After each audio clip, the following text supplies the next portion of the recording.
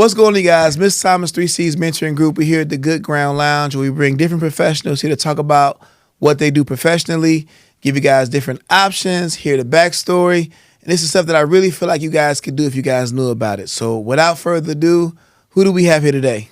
My name is Robert Lincoln, and I am here to discuss air traffic control. I've been doing it for 16 years, so we'll get into it, however you want to get into it. Okay, so tell us about when you decided, when you were younger, did you say, I want to do this field I'm in? I just kind of tripped into it when I was still at school, and I used to get all types of job announcements from my career counselor. So it was specifically law enforcement stuff because I majored in criminal justice. Then he just gave me an air traffic control announcement. I applied to it, didn't think nothing of it. Then I got a letter in the mail saying, hey, take this test. Then I had to go to Oak Brook to some hotel conference room to take the test. Now, after I took the test, I wasn't sure about it because I thought I failed it because there was a specific portion of the test where it was like a simulation where you had to vector airplanes through a gate. Wait a minute. So it's like a video game? Yes. What year was this? This was 2007 when I took the test. I got hired in wow. 08. Oh, wow. So you had to get an airplane through it. Did you have to study for this test? No. Just cold turkey? It was like an aptitude test, the simulation where you got to vector airplanes through a gate and some other stuff, but it was mainly like an aptitude and the simulation. Yeah. So after you got in with your job, if you had to explain this to a kindergartner, what do you do? Okay. There's a misconception that like when you are in you the airplane. You said misconception. Kindergartners don't know that word. Okay. All right. Well, there is there's an assumption that air traffic controllers is outside of airplanes with the cones, directed planes. The things. Okay, that's not air traffic controller. That's not you. Okay. Honestly, I really don't know what their job title is. Honestly. Oh. But there's three type of controllers. There's en route, in which that's what I do. There's TRACON, which stands for Terminal Radar Approach Control. Then there's Tower. So it's three different controllers. So as far as my job, I work at the center where we monitor airspace within the Chicago region. It's 22 centers across the nation. I work for the Chicago Center. So you monitor airspace where? Some portions of Illinois, Wisconsin, Iowa, Michigan, and Indiana. So you're watching a whole radar of all these planes? Yes. And at a given time, how many planes are in the air? As far as within my airspace, in your scope, yes. In my scope, like a busy session is at least 14, 15 airplanes. Okay, so I'm going to ask you this question. You got to be honest with us, okay? We doing this how many years? 16. 16. You monitor the sky? Yes. Have you seen any UFOs? We won't tell nobody. Oh, no. See, he ain't telling us, y'all. You ain't never seen nothing strange in the sky?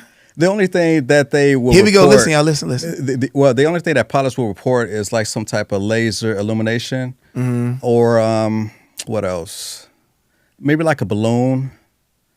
A drone. Balloon? Yeah, like a weather balloon that probably went derelict. Just off course. They may report something like that. But as far as the UFO, because I'm actually interested in UFOs because I listen to Joe Rogan all the time and he's into that. So, So you ain't seen none up there? No, sir. Oh, man. I thought we was going to get an exclusive. Okay. So with your job, you monitor them. So walk us through your day. So when you come in to work, you're in there, you have to log onto a computer?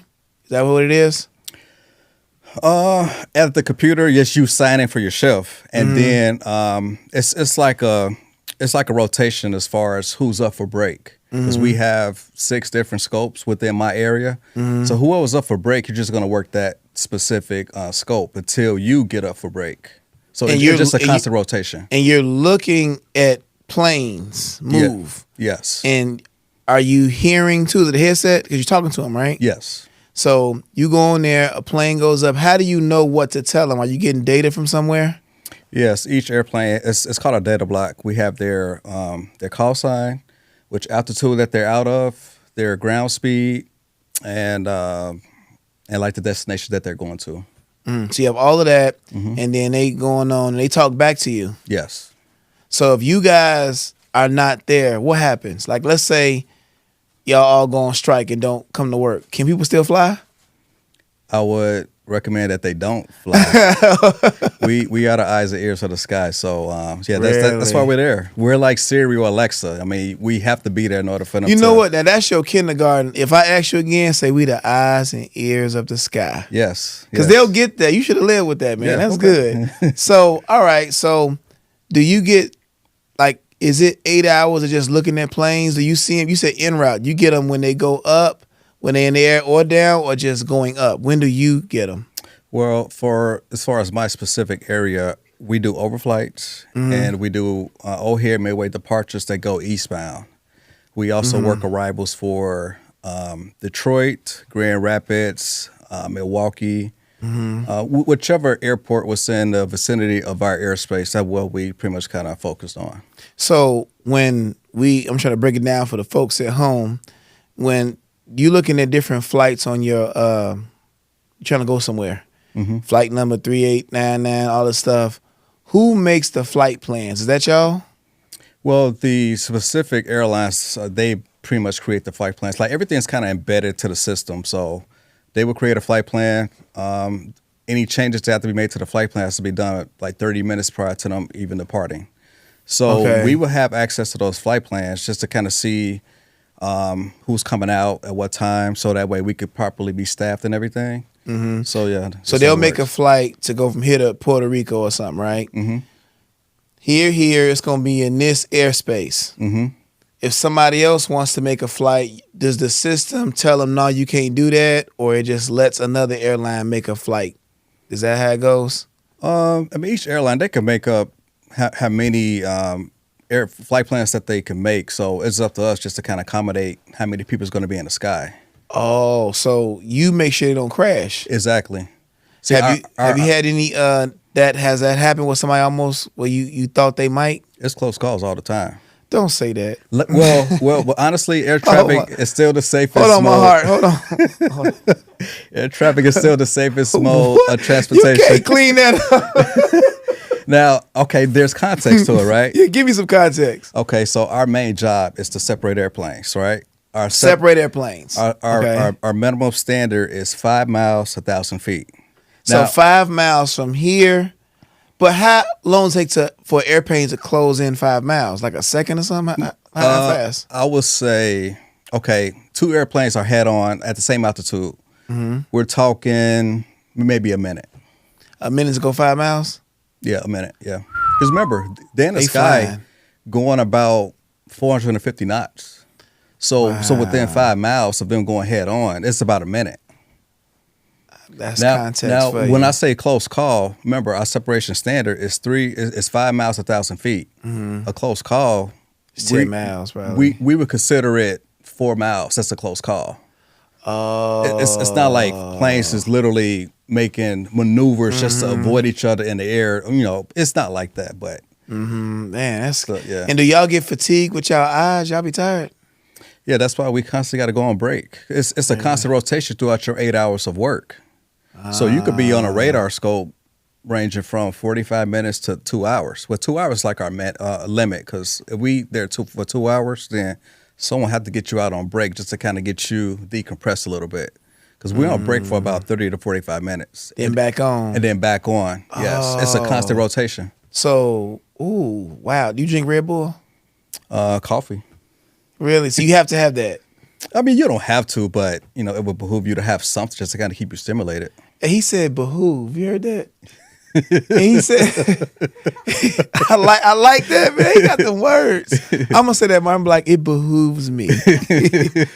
So when you're doing so I think about when you're driving and you sleepy, they tell you to pull over, right? Yes. With this, if you sleepy, what do they say? Like if you nod off, what do they do? Well, for us being in the center, right, it's like roughly maybe 8 people in the area at the same time. So, but if you're on a midnight shift, it's only 2 people.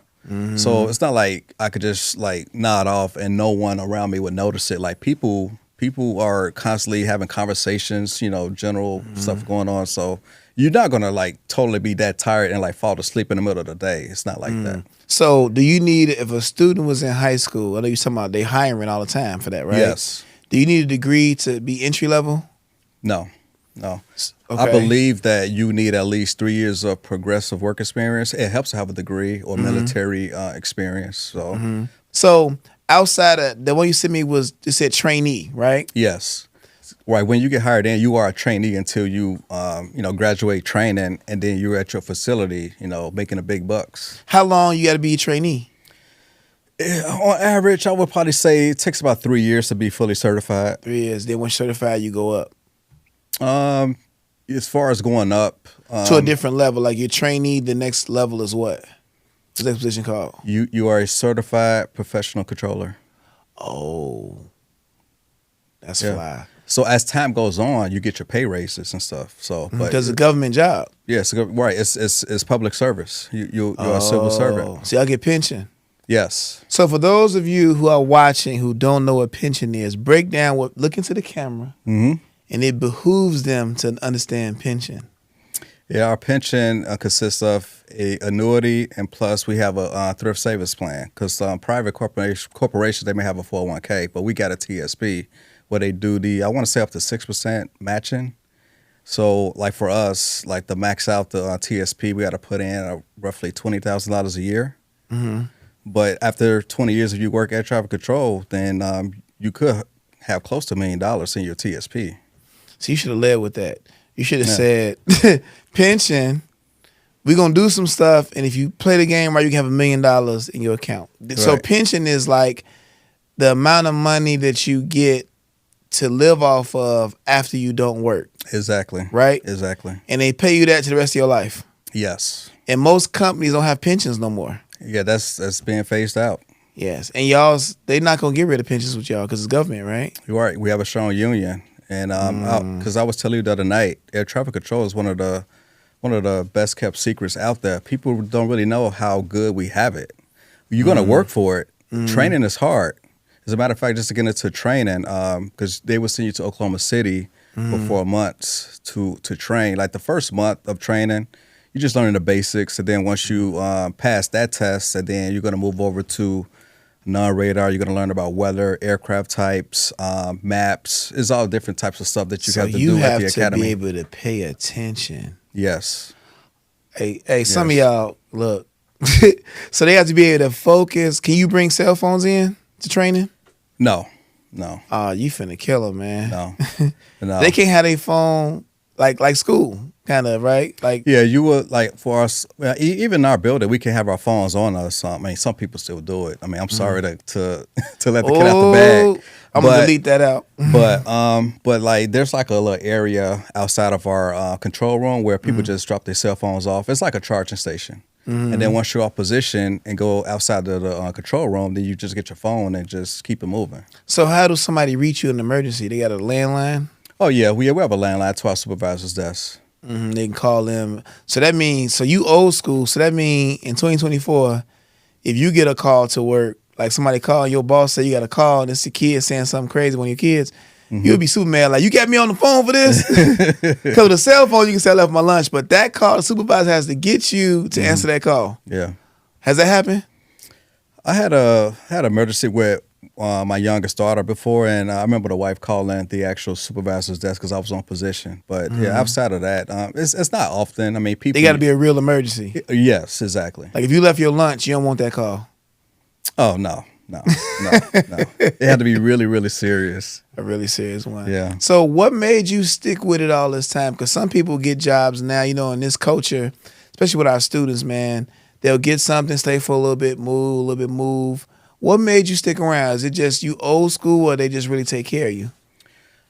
I consider myself old school. I mean, plus it's a government job because prior to that, I was in the military. I did 4 years in the Marine Corps. So, it seemed like I dedicated my life to civil service. So, and once I got certified after training, I just love going to work, talking to airplanes. All the other politics stuff, I can, they can save all that. But just to go to work and talk to airplanes, I mean, you're actually having a like for me, it's a fulfillment job, and I like going to work every day. It's not the same. There's so many variables. I mean, what if it's the staff, the weather, turbulence? So like with that tornado just happened, that big tornado in Florida, they have to reroute planes. Yes. Yes. Because even like right now, right? If I was to go to work, even though it's a nice sunny day like here in Chicago, it could be like weather across the lake, like in Michigan. So we got to divert or reroute planes around that storm. So that's like another complexity that we all got to account for. So when we say reroute, y'all have to reroute them physically? You have to, right? Because if they're on a path, you got to tell them. Yep. That's a lot of work, man. Yeah, because a storm could pop up anywhere. So if someone's airborne, just say, hey, center, there's some weather over such and such fix. Can we deviate to the right? And then you just pretty much kind of do like a traffic search. And you just say, hey, yeah, deviation, right across approved, enable, direct, so-and-so. So you said a whole nother language. I know. That's why it's so difficult to talk air traffic to people outside people, civilians. It's hard to like talk the most basic form of lexicon when it comes to air traffic. So because they don't know it. Yeah. So if you have a 4-year degree, would you still come in as a trainee, or can you come in another level? Everyone's a trainee. Everybody trainee? Yeah. So y'all be hazing them. They got a pledge. Everyone's a trainee because like. No matter what facility that you go to, you got to learn like the maps. You got to learn the standard procedures within that building. So I mean, everywhere is different. That's why it takes about 3 years. 'Cause you can't just plug and play anybody from anywhere into it's that. It's people's lives at stake. One mistake could kill people. Right, because like it's important for you to even like get a good night's sleep. Don't go to work angry and don't have a recent argument with your spouse and then go to work. Have a clear head, to get, like for me, my commute is 45 minutes. So it gives me time just to kind of have, game time. Because once I sign in, I got to be fully committed to what I'm doing. So 45 minutes you drive, you listen to music? Podcast, music, like whatever will stimulate my brain. Are you playing Lil Durk? What do I play old school stuff, actually. Yeah. Old Durk? No. Who do you play? So who on your list when you trying to lock in? Who you play? All right, lately, I say old school before, but I like Kendrick. Because my wife make fun of me and say that when she's in the car with me, it's like a time capsule. I mostly listen to 90s and early 2000s stuff. That's what we just said in our last episode. It says the best music. So with in that beef with Kendrick and Drake, who won? Kendrick. Why do you say that? Well, I think the general consensus is that like Drake really can't come back after Not Like Us. And he makes some accusations of Drake. So I mean, how can you get back? So who's the more popular artist? Drake is more mainstream.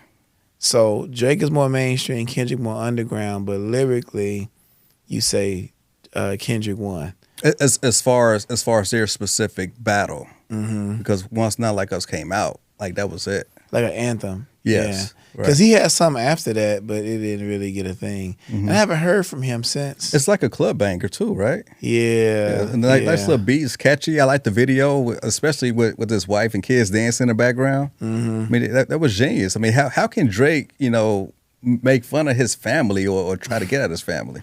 Yeah, it's serious. It's serious. So what advice would you give a young person who's watching this and say, you know what, I might think that sounds interesting, but I need to know, what would you tell them to kind of give them a little bit more?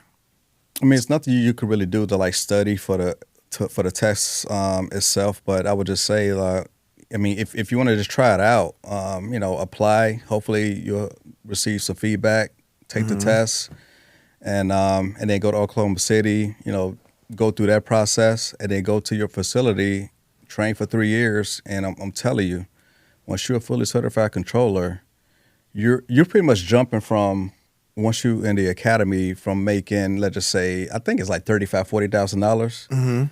Then 3 years later, once you're fully certified, you jump up to, I want to say, $150. Y'all heard that? Yeah. I can't break that down even more, y'all. Please give it a try. And then last thing with that, I want to know, what type of student would be ideal? What personality traits, or what would be an ideal person? Like if you have these things going for you, go on and do it. Honestly, you really don't know how people are going to react to like pressure, because like once you're in a hot seat controlling live traffic, you really don't know how people are going to react to it. Like you would think that someone who had experienced aviation, like pilots have like washed out of like air traffic. So you really just don't know. So that's why they keep it so long to see if you can do it, stick with it, and the pressure. Because some people, you're right, in the pressure environment, they flake out. They want something more low maintenance. That makes sense. And in 3 years, it's like, I'm pretty sure you with it. Let's take care of this person. Yeah, of course. Cool. Yeah. Well, appreciate you being on the show, bro. Thank y'all for watching, and tune in for more nuggets and career opportunities for you. Take it easy.